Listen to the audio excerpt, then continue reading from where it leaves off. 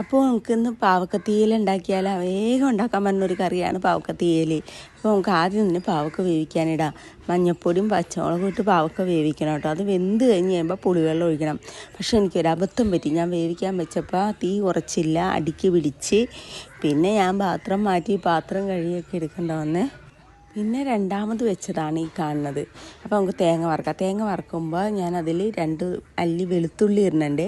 വെളുത്തുള്ളിയും കൂടി കൂട്ടിയിട്ട് വേണം തേങ്ങ വറുത്തെടുക്കാനായിട്ട്. എൻ്റെ വീട്ടിൽ എപ്പോഴും അമ്മ ചെയ്യുമ്പോൾ വെളുത്തുള്ളി ഇട്ടാണ് വറക്കാറ്. തേങ്ങ ഒരുവിധം നല്ലോണം വറുത്ത് ബ്രൗൺ കളർ ആകുമ്പോഴേക്കും നമുക്കതിട്ട് മുളക് പൊടി, മല്ലിപ്പൊടി, മഞ്ഞൾപ്പൊടി ഇത്ര സാധനം ചേർത്താൽ മതി. എന്നിട്ട് അതും കൂടി ഇട്ട് ഒന്ന് വറുത്തെടുക്കണം. പക്ഷെ കരിഞ്ഞ് പോകരുത്. അത് കഴിഞ്ഞ് നമുക്കത് ഇറക്കി വെക്കാം കേട്ടോ. പിന്നെ തണുത്ത് കഴിയുമ്പോൾ അരച്ചെടുക്കാം.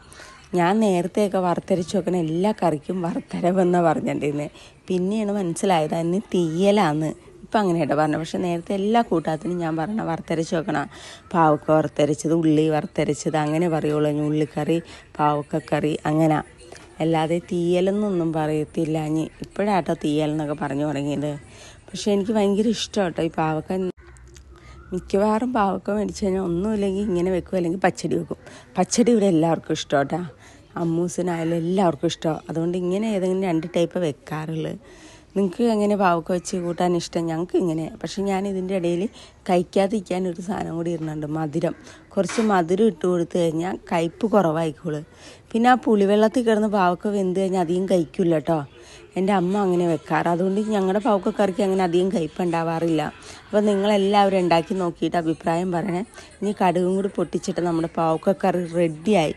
അപ്പോൾ കടുക് പൊട്ടിക്കാൻ ഉള്ളിയും വേപ്പിലയും മാത്രം എടുത്തിട്ടുള്ളൂ. വെളുത്തുള്ളി അതിക്കൂട്ടി അരച്ചുകൊണ്ട് വേറെ ഒന്നും ചേർക്കണില്ല. കടുക് പൊട്ടിച്ച് അതിട്ടിട്ടാൽ മതി. അപ്പോൾ നിങ്ങൾക്കൊക്കെ ഇഷ്ടമായെങ്കിൽ ഒന്ന് ഉണ്ടാക്കി നോക്കിയിട്ട് അഭിപ്രായം പറയണം.